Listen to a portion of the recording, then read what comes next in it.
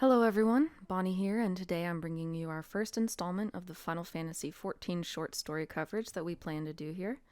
We will be releasing these out of order as there's just so many official short stories to cover at this point, some of which we don't even have access to right now because they're from a book called The Chronicles of Light, which we currently can't find anywhere for purchase in English.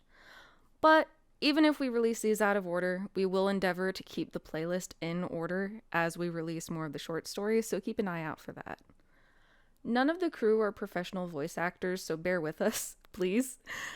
It's our hope that you find our coverage of the short stories useful, and it should be a good reference point for all of us. Make sure you like, follow, and subscribe so you can catch future short story releases and check out our lore and theory crafting content. Without further ado, let's get on to the story. The Burden of Duty.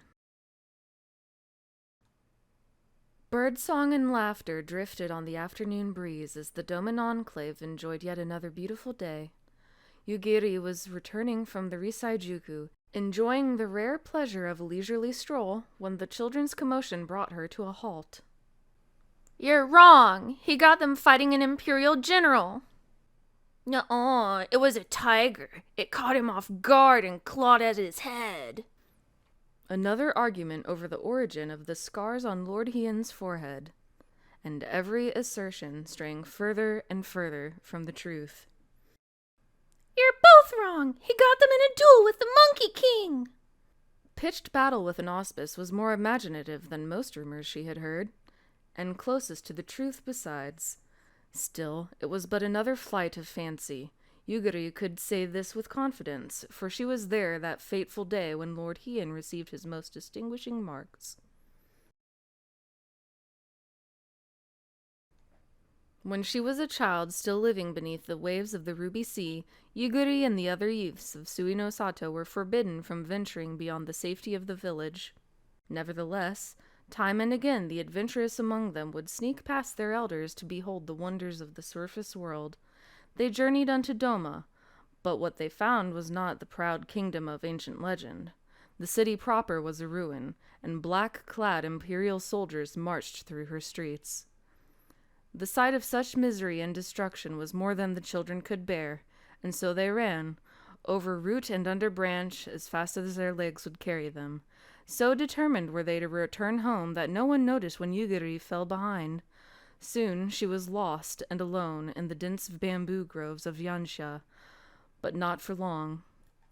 She entered into a clearing where stood a young boy, who gripped firmly in his hands a wooden sword ill-suited for his small frame.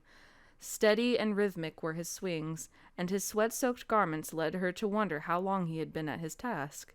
Yugiri's fear at her unfamiliar surroundings gave way to curiosity as she mustered the courage to speak. "What are you doing?" His sword did not waver as he carried on swinging and replied, "Training. If I am to fight, to protect the ones I love, I must become stronger." "But you're only a child. It's not your place to fight, much less protect anyone." The boy stopped at that, and at last regarded the unexpected spectator. "I am not a child," he declared. "I am Shunri Jin, a samurai of Doma. A samurai's duty is to protect their people, and to do that," he said as he assumed his stance, "I must train." One day, the young boy would fulfill his duty and bring freedom to his homeland, and though she did not know it then, Yugiri would be at his side. But today was not that day, and as the skies began to darken, she was reminded of her pressing need to return to her village.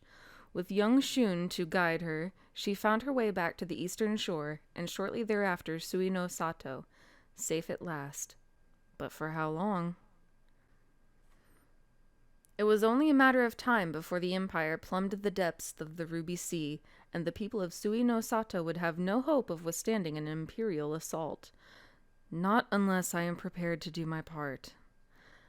The very next day, she returned to the surface to join Shun in the bamboo grove, and tried her best to match his movements with a wooden sword of her own. Every day, she would sneak away to train with him, and every day the two grew closer. Shun had found a much-needed friend with whom he could share anything, and through their friendship, a measure of the childhood that war had denied him. The simple game of ishikeri she taught him was enough for Shun to forget the worries of the world, if only for a short while, and when Yugiri explained that the children of Suino Sato played such games all the time, she was struck by the awe and envy in his wide eyes. So much has been taken from them, so much have I taken for granted. The skies were clear and the sun was shining when Yugiri arrived at the bamboo grove for another bout of training, only to find Shun sitting quietly, arms folded, brow furrowed. Doma Castle had suffered terrible damage when the Empire invaded and laid siege to it, and having decided to repair and repurpose it, the Garleans had begun conscripting villagers en masse. For a fortnight, the people had been forced to labor without cease, rest afforded only to those who collapsed from exhaustion. Unable to ignore their plight, Shun had gone to his father, Lord Kyan, the former king of the imperial province, and begged him to put an end to the suffering, to stand and fight. "You know not what you ask of me, my son, what you ask of Doma." His father ruled in name only, a puppet of the empire, and knew well the cost of disobedience. "You may think it cowardice or heartlessness to accept this treatment, but I do so that my people endure, that they survive." Shun had managed to bite back the anger and keep silent before his father, but there, in the grove with Yugiri, he could no longer contain the rising fury, nor the bitter tears. "I have to help them. I have to." He looked away, trying in vain to hide his face.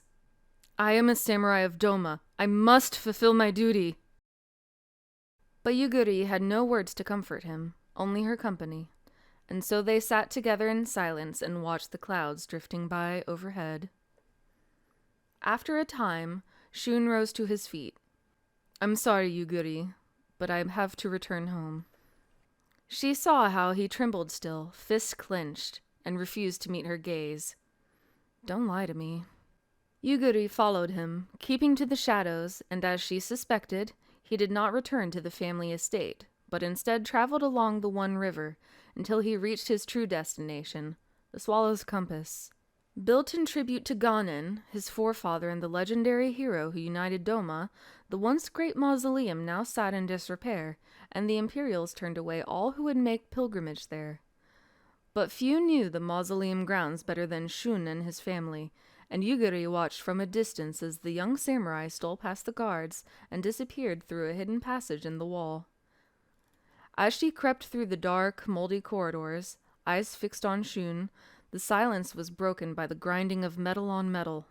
The boy scurried into the shadow of a pillar as Yugiri scrambled to hide behind a nearby gong. No sooner had they concealed themselves than a gargantuan, steel-clad figure emerged from the darkness, a shining jewel signifying its heart, a Kiyofusa. The soulless sentry, Shun well knew, was charged with safeguarding the tomb's treasures from would-be robbers. He also knew it did not distinguish between friend or foe, and he held his breath, hoping to remain undiscovered. Eventually, the Kiyofusa receded back into the dark of the mausoleum, prompting Shun to make his move. Yugiri leapt from her hiding place to pursue him, but, in her haste, set the gong in motion, and before she had made it even 5 steps, a thunderous clang filled the air. The ringing of the gong was answered by the rattling of steel as the Kiyofusa made its return, intent on dispatching the intruder. The guardian was upon her in an instant, its monstrous blade held high. "You fool." As it came crashing down, she fell to the ground and shut her eyes to brace for the end. Yugiri winced at the sharp screech of sword locking with sword, and when she opened her eyes, she saw Shun standing over her, struggling to keep the sentry at bay. "Get back, quickly!" Though she was very nearly frozen with terror, Yugiri managed to crawl to safety as Shun parried the Kiyofusa strike, driving the blade to the side. The construct would not be deterred, however, and dealt a rising stroke that sent Shun tumbling backwards. He managed to deflect the blow at the last moment, and though bruised, believed himself otherwise unharmed, until he felt the warmth flowing from his brow. "Kami, give me strength," he muttered. The guardian would overpower him ere long, but there was a certain regularity, a predictable pattern to its movements. Shun grinned. There was hope yet, provided he could force it to miss a second time. The steel behemoth swung its sword in a wide arc once more, and though the boy thought himself prepared, with its deceptive speed the sentry nearly took his head again. But Shun would not let another cut slow him. The Kyofusa shifted as before to recover from the momentum of its own attack, and seizing the opportunity, he stepped as close as he dared, and with all his strength, drove his blade into its crystalline heart. The jewel shattered, and at once the mountain of metal crashed to the floor, a lifeless heap. A hard-won victory, to be sure, but one he dared not waste time savoring, for it was but one of the mausoleum's many protectors. "We have to get out of here, now!" Shun whispered as he helped Yugiri up, and together they retraced their steps quickly and quietly, never stopping until fresh air once more filled their lungs. Whatever Shun had hoped to achieve was forgotten now, a crisscross of fresh scars the only reward for his efforts. I owe you my life," Yugiri began, but their respite was short-lived, for they were soon spotted by an imperial guard making his rounds. "Younglings? Here?" The guard cocked his head, then smiled, though there was no kindness in his eyes. "Well, I hope it was worth it," he said as he reached for the sword at his hip. "Please," Shun pleaded. "She's only here because of me. Spare her, I beg you." The boy got down on his hands and knees and pressed his bloody forehead against the dirt. "Noble for one so young, I'll grant you that. Still..." Yugiri was frozen with fear as the guard drew his blade. Did we escape one death only to meet with another? My, what a piteous scene. The trio turned and saw Gosetsu, honored general, renowned samurai, and faithful retainer of House Rijin, standing some distance away. Lord Kyan will be inconsolable when he learns of his son's execution.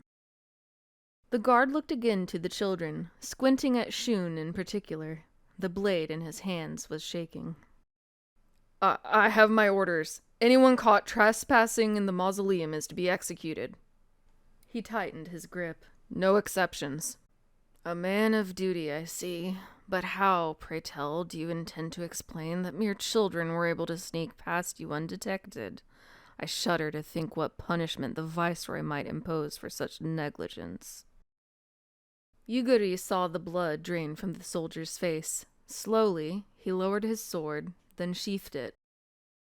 "Away with you, then, and let no one else see you," he said, before resuming his patrol. "Such recklessness does not become Doma's heir, Master Rijin. What if I had not come quickly enough to dissuade the guard?" Rising from the ground, Shun could not bring himself to look Gosetsu in the eye. "Our people need help. I thought if I could find the Monkey King, he..." Qi Tian Da Xing would indeed prove a formidable ally if the tales of his prowess are true. Let us suppose your plan had succeeded, and with his aid you saved those being forced to rebuild the castle. What then? Shun opened his mouth to speak, but they both knew he had no answer. I too wish to see our people spared imperial cruelty, but a far crueler fate awaits deserters upon recapture. Will you subject them to that risk? Have they even the resolve to bear it? Shun was trembling now, and the towering samurai knelt and spoke to him gently. "Forgive me, Master Rijin, but I mean only to remind you of your father's lesson, that you must understand what you ask of your people, what you ask of Doma." Yugiri saw Shun grappling with the truth of the grizzled samurai's words. "He asks too much of himself, too," she said. Yugiri went on to recount Shun's gambit that allowed them to escape the mausoleum relatively unharmed. "Bravery well beyond your years. Lord Kyan will be proud, and happy to see you delivered home, my lord." In time, Doma Castle was rebuilt, and the conscripts were allowed to return to their villages. But the bamboo grove where two children had once played would be abandoned, for Shun was preparing to train under Gosetsu's watchful eye. And we must say our goodbyes. My father was right. For now, we must endure. We are not ready to oppose the Empire, myself most of all. To Yuguri's surprise, he allowed himself a wry smile. Some day I will make Doma a land like Suino Sato, where children laugh and no one lives in fear. I swear it. Though there was no telling when that day might come, Yuguri couldn't help but share in his hope. And I'll be there when you do. I will hold you to that.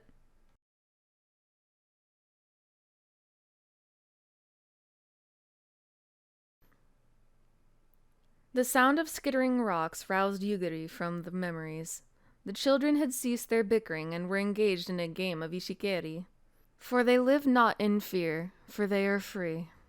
Have you room for one more? In many ways, he was still a child at heart. Yuguri looked on with a smile as Lord Hien added his voice to the chorus of laughter. A child at heart, and a man of your word.